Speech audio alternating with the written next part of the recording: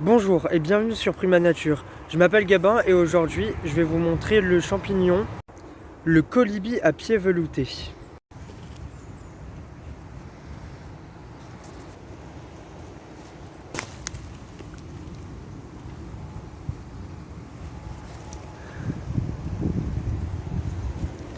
Voilà, donc là on peut voir qu'il y a une très grande colonie sur ce tronc mort. Donc je vais vous faire la description et puis après je vais cueillir les plus gros spécimens et puis les cuisiner devant vous. Alors premièrement, il faut savoir que le colibri à pieds veloutés est une espèce hivernale. Elle pousse de novembre à février, voire mars d'ailleurs. Alors c'est une espèce qui pousse sur des bois morts ou vivants, mais sur feuillus, et ça peut résister à l'hiver et au gel. Alors le chapeau est lisse, brillant, avec une belle couleur jaune orangé. Un fauve orangé plus pâle à la marge et un roux vif au centre. Ce champignon est peu fragile et élastique. Le pied est court, de 2 à 6 cm, jaune pâle au début, puis roux et enfin brun foncé au niveau de la base du pied. Le pied est finement velouté. Les lames sont peu serrées et pâles à reflets orangés. La chair est élastique, blanche, coriace, fibreuse dans le pied. D'ailleurs, moi je vais cueillir les spécimens les plus gros, seulement 2 ou 3. Je vais laisser les plus petits afin qu'ils puissent grandir pour que je puisse les cueillir plus tard.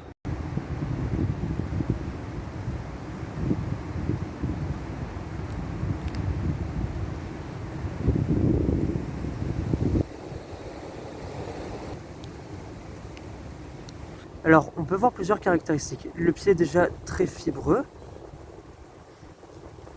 qui plus va vers le bois, plus va s'assombrir, avec les lamelles plutôt bien espacées, et le chapeau un peu gluant. Quand on touche, ça colle quoi. Je sais pas si on veut bien voir.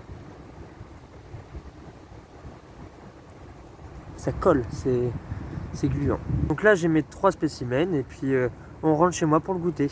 À tout à l'heure. Alors, passons à la préparation.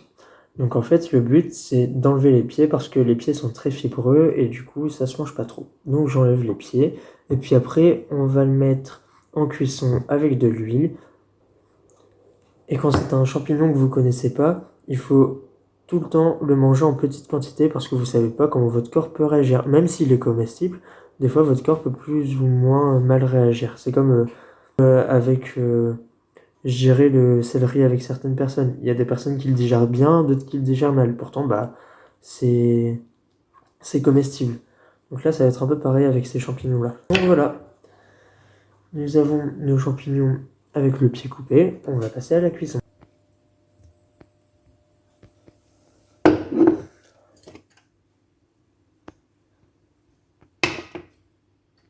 Alors d'ailleurs, n'hésitez pas à enlever les parties abîmées.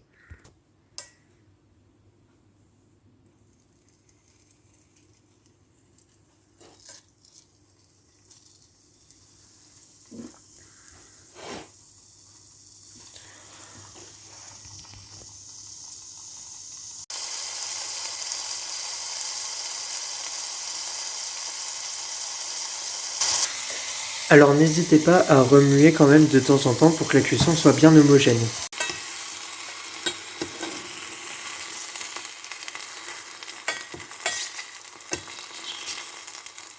Alors on peut noter que le champignon s'assombrit au fur et à mesure qu'il cuit. Bon alors la cuisson devient bonne parce que les champignons deviennent marrons.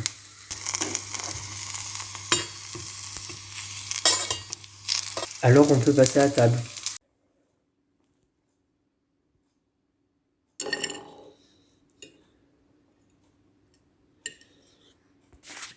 Et puis, bon appétit surtout.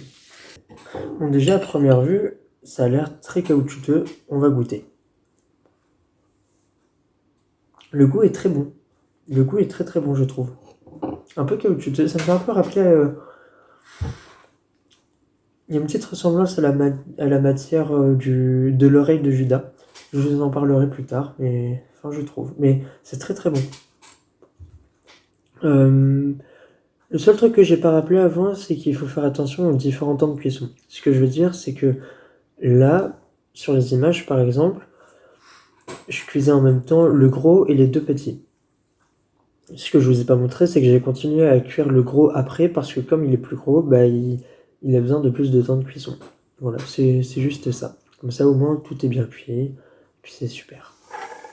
Bon, merci d'avoir regardé et je vous dis à très bientôt. Salut!